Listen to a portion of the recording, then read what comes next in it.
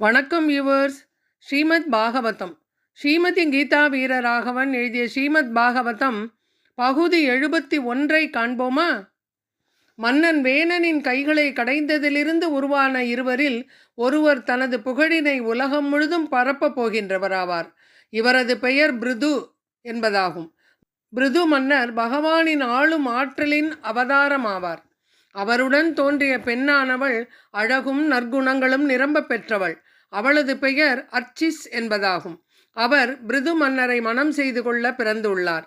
இவர் பகவானை விட்டு பிரியாத மகாலட்சுமியே. பிருது மன்னரின் வடிவில் இவ்வுலக மக்களை காக்க வேண்டும் என்பதற்காகவே பகவான் தனது சக்தியின் ஒரு அம்சமாக அவதரித்து இருக்கின்றார். மைத்ரேய மகரிஷி விதுரரிடம் தொடர்ந்து கூறுகிறார், அன்பார்ந்த விதுரனே, அப்பொழுது அனைத்து அந்தணர்களும் மன்னர் பிருதுவின் சிறப்புகளையும் பெருமைகளையும் புகழ்ந்து பாராட்டினர்.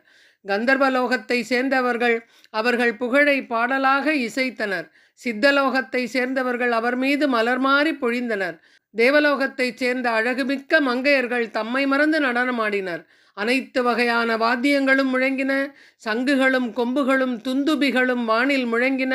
தேவலோகங்களிலிருந்தும் அதுபோல் மற்ற உலகங்களிலிருந்தும் முனிவர்களும் மகான்களும் மூதாதையர்களும் மண்ணுலகிற்கு வந்தனர். ஜகத்குருவான பிரம்மதேவன் தேவர்கள் சூழ அங்கே வருகை தந்தனர். பிருது மன்னரின் வலது உள்ளங்கையில் இருந்த பகவான் விஷ்ணுவின் ரேகைகளும் அவர் பாதங்களில் தெரிந்த தாமரை மலர் சின்னங்களையும் கண்டு பிருது மன்னர் பகவானின் அம்சம் என்பதனை பிரம்மதேவன் புரிந்து கொண்டார். அவரது உள்ளங்கைகளில் சங்கு சக்கர ரேகைகளும் அவர் பரமபுருஷ பகவானின் அம்சம் என்பதை உணர்த்தியது. பிருது மன்னர் முடிசூடுதல். வேதங்களில் கூறப்பட்டிருக்கும் சடங்குகளைப் போல அந்தணர்கள் அனைவரும் ஒன்று கூடி மன்னரின் முடிசூட்டு விழாவிற்கு தேவையான ஏற்பாடுகளை செய்தனர். அனைத்து திசைகளிலிருந்தும் மக்கள் விழாவிற்கு தேவையான பொருட்களை சேகரித்து வந்தனர். எல்லா நதிகளும் கடல்களும் மலைகளும் சிகரங்களும் நாகங்களும் பசுக்களும் பறவைகளும் விலங்குகளும் தேவலோகங்களும் பூலோகம் மற்றும் அனைத்து உயிர்களும் மன்னனுக்கு பரிசாக தங்களின் ஆற்றலுக்கு தகுந்தாற்போல் ஏற்ற பொருட்களை எடுத்துக்கொண்டு வந்தனர். அழகான ஆடை அணிகலன்களால் நன்கு அலங்கரிக்கப்பட்ட பிருது மன்னர் முடிசூட்டப்பட்டு அரியணை ஏறினார். மன்னரை போலவே நன்கு ஆடை அணிகலன்களால் அலங்கரிக்கப்பட்டிருந்த அவர் மனைவி அர்ச்சிஸும் மன்னரும் பார்ப்பவரின் கண்களுக்கு ஒளி மிகுந்தவர்களாக காணப்பட்டனர். தேவர்களில் யட்ச ராஜரான குபேரன் பொன்னால் செய்யப்பட்ட சிம்மாசனம் ஒன்றை மன்னருக்கு பரிசாக அளித்தார். வருணதேவன் சந்திரனை போன்ற ஒளிமிக்கதும் குளிர்ச்சியான நீரை சிந்திக் கொண்டிருக்கும் வெண்கொற்ற குடையினையும் வாயுதேவன் கவரிமானின் முடிகளாலான 2 சாமரங்களையும் பரிசளித்தார்.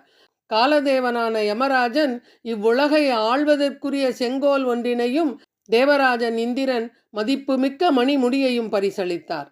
ஸ்ரீமத் பாகவதம்.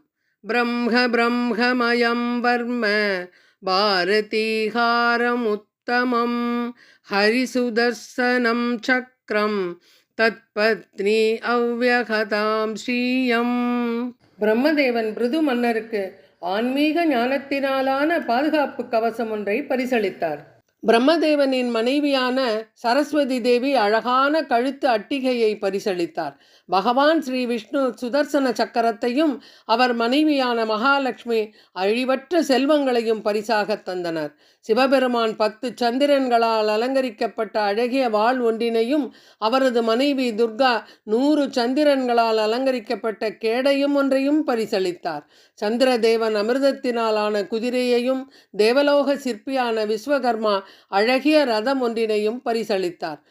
பசுக்கள் ஆடுகளின் கொம்புகளினாலான வில் ஒன்றை அக்னி தேவனும் சூரிய தேவனும் தன் கதிர்களை போன்று ஒளியுடைய அம்பினையும் பரிசளித்தனர். பூலோகத்தின் ஆதிபத்திய தேவதையான பூமாதேவி மாய சக்தி உடைய 2 குறடுகளை பரிசளித்தாள். மன்னருக்கு பரிசளிக்கப்பட்ட காலணிகள் மாயாசக்தி உடையவை. மன்னர் அதை காலில் அணிந்தவுடன் அவர் விரும்பும் இடத்திற்கு அவரை உடனடியாக கொண்டு போய் சேர்க்கும். உலகில் உள்ள அனைவரும் மிகுந்த விருப்பத்துடன் பிருது மன்னருக்கு தங்களால் என்ற பரிசினை அளித்து மகிழ்ந்தனர். வேணனின் மைந்தரும் ஆற்றல் மிக்கவருமான மன்னர் பிருதுவினை கலைஞர்கள் புகழத் தொடங்கினர். அதை கேட்ட பிருது மன்னர் கூறினார், எனது அன்புமிக்க பக்தர்களே, இப்பொழுது நான் என் செயல்களின் மூலம் புகழ்மிக்கவனாக இல்லாதவனாக இருக்கின்றேன். நீங்கள் அனைவரும் புகழும் அளவிற்கு நான் எந்தவித செயலையும் இன்னும் செய்யவில்லை. அப்படி இருக்க நான் எப்படி தாங்கள் புகழ்வதை ஏற்றுக்கொள்ள முடியும் என்று எடுத்து கூறினார். அதை கேட்ட இசை கலைஞர்கள் பிருது மன்னருக்கு என்ன பரிசளித்தனர் என்பதனை பாகவதம் பகுதி 72 காண்போமா? நன்றி, வணக்கம்.